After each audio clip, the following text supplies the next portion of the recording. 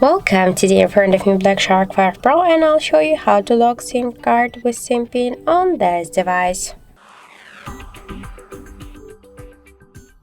So first let's open the settings application and then scroll down to the password and security.